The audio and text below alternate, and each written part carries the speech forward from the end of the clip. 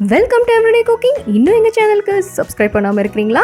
மறக்காமல் கிளிக் பண்ணுங்கள் சப்ஸ்கிரைப் பட்டனையும் பெல் ஐக்கானையும். எப்போது எங்களோட கனெக்டடாக இருங்க அண்ட் சப்ஸ்கிரிப்ஷன் ஃப்ரீ. இன்றைக்கி நம்ம இட்லி, தோசை, சப்பாத்திக்கு தொட்டுக்கிற மாதிரி தக்காளி குருமா எப்படி வைக்கிறதுன்னு பார்க்கலாம்.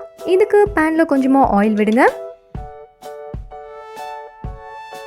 இதில் 1 டீஸ்பூன் சோம்பு, 1 டீஸ்பூன் சீரகம் ஆட் பண்ணிக்கலாம். இதை நல்லா வறுத்துக்கணும்.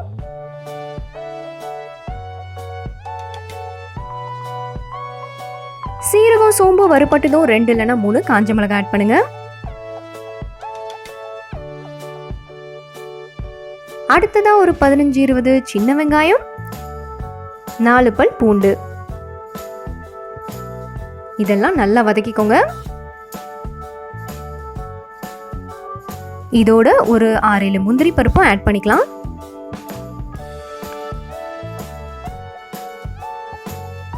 வெங்காயம் நல்லா கலர் சேஞ்ச் ஆகிற வரைக்கும் வதக்கணும். இதோ பாருங்கள், நல்லா கலர் சேஞ்ச் ஆயிடுச்சு. இந்த ஸ்டேஜில் ஒரு கையளவு தேங்காய் சேர்த்துக்கோங்க. இதையும் இப்போ நல்லா வதக்கிக்கணும்.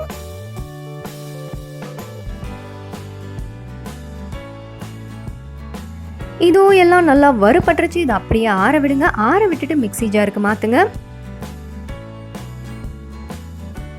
கொஞ்சமாக தண்ணி விட்டு நல்லா ஃபைன் பேஸ்ட்டாக அரைச்சி எடுத்துக்கோங்க. மசாலா ரெடி. இது ஒரு பக்கம் இருக்கட்டும். அடுத்ததான் பேனில் கொஞ்சமாக ஆயில் விடுங்க. எண்ணெய் லைட்டாக சூடானதும் கடுகும் உளுத்தம்பருப்பும் ஆட் பண்ணிக்கலாம். 1/2 டீஸ்பூன் கடுகு, 1/2 டீஸ்பூன் உளுந்து, ஒரு கையளவுக்கு கருவேப்பிலை, 1 இல்லைன்னா 2 பச்சை மிளகா உங்கள் காரத்துக்கு தகுந்த மாதிரி ஆட் பண்ணிக்கோங்க.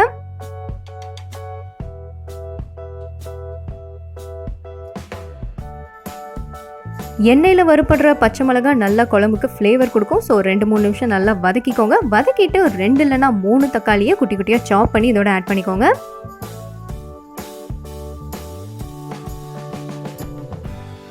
இதோட தேவையான அளவு உப்பு ஆட் பண்ணிக்கலாம்.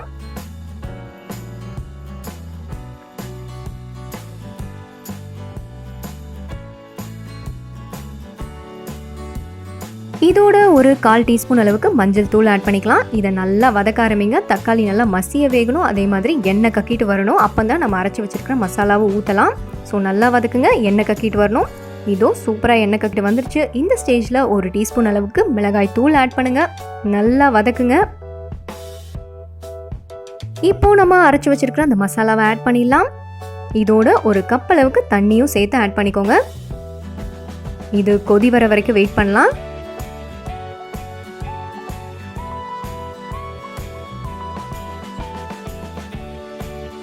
நல்லா கொதிச்சிருச்சு. இப்போ அப்படியே மீடியம் ஃப்ளேமுக்கு கொண்டு வாங்க. அப்படியே 10 நிமிஷம் வேக விடுங்க. உங்கள் குழம்பு ரெடி ஆகிடும்.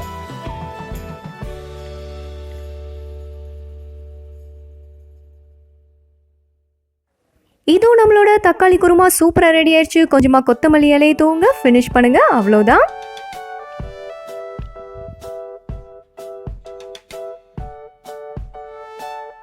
மணக்க தக்காளி குருமா இங்க சூப்பரா ரெடி ஆயிடுச்சு. வேற ஒரு இன்ட்ரெஸ்டிங்கான ரெசிபியோட உங்களை சந்திக்கிறோம். எங்க வீடியோஸ் எல்லாம் பிடிச்சிருந்தா லைக் பண்ணுங்க, ஷேர் பண்ணுங்க, கமெண்ட் பண்ணுங்க அண்ட் மறக்காம எங்க சேனலுக்கு சப்ஸ்கிரைப் பண்ணுங்க.